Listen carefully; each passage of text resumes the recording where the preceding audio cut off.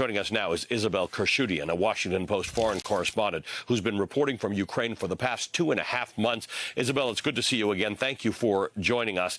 We just quoted from your reporting on the bombing of that hospital in Mykolaiv. I need you to tell us more about this. Tell us about the patients and the medical staff and how they're able to cope in this type of environment, which is unfortunately, as you were reporting, becoming common across this country.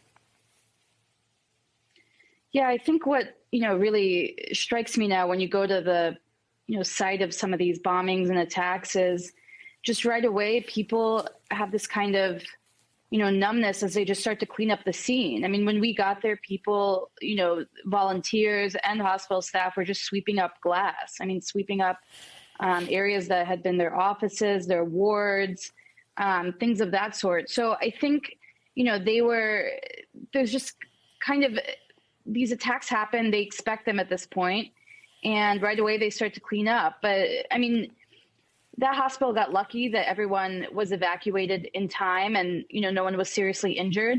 But one woman, she had come to the hospital with a heart condition. I even said to her, I can't imagine this was good for your heart, the stress of this. And she said, I'm too scared to stay here at the hospital. I'd rather go home. And that's where, that becomes really heartbreaking. Wow. Is that even a hospital becomes, unsafe. It's a place that, Ukrainians now expect to be targeted and, they're afraid to be there, even if it's, they need to be there for their health.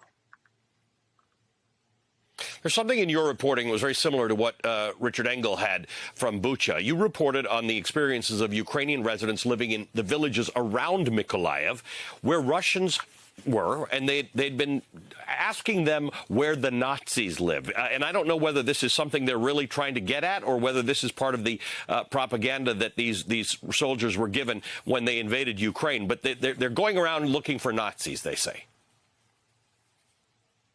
Yeah, everyone we talked to said the Russians were asking, where are the Nazis? Where are the Banderites, which was a group that was a Ukrainian national group that was formed in World War II. They were looking for people dressed in black. And, a lot of residents that we talked to in these areas, these are small towns and villages, about an hour northeast of Mykolaiv that were occupied for about 10 days. Those people kind of looked at them, at the Russian soldiers, and said, we have no people like that here. We don't know what you're talking about. And their impression was that, those soldiers had been kind of, almost brainwashed by this Kremlin false propaganda that's been used to justify, this unprovoked war. The Russian troops are trying to make their way west along southern Ukraine, and Mykolaiv has been a point at which they've been stopped. They were planning to otherwise be in Odessa, the beautiful port city of Odessa, the biggest port in the country on the Black Sea. You have spent a lot of time reporting on Odessa, and it's where your parents were born. Tell us what it's like, what it was like to be there, and how that port city is doing right now. Everybody there is expecting that the worst is still yet to come. Yeah, Odessa is, for the most part, life there has returned to normal for, normal-ish, I guess, as normal as things can get in a war. There are, still military checkpoints and a heavy military presence, but even the zoo is open nowadays. Salons are open, restaurants are open. But at the same time, people know that that's the prize for Russia, right? And there were airstrikes recently on the fuel depots there. I think people are nervous. I think they're kind of scared as this war appears to be shifting east and south. And now we're seeing Mykolaiv come under much heavier, attacks. I think there's kind of a push that people in Mykolaiv are starting to feel, where we're seeing more cluster munitions, more attacks in broad daylights that seem to be kind of purposely targeting civilians. And so those people end up evacuating to Odessa. And, as you mentioned, I have family there. My family is from there. My great aunt is there. And I remember the morning of those airstrikes on the fuel depots, my great aunt was like, maybe you should leave.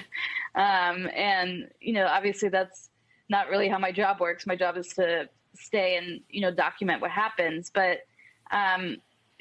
it's a weird feeling there because on the surface it looks very normal, but people are getting nervous as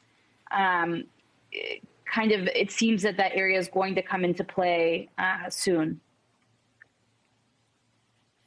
It is. It's not just very hard. It's impossible to put your feelings aside as a journalist when you're covering a story like this. But when you have your heart in it because your family is actually there, that is a hell of a challenge. And we thank you for living up to it and doing it. Isabel Kershudian is a Washington Post foreign correspondent, and we thank you for your time tonight.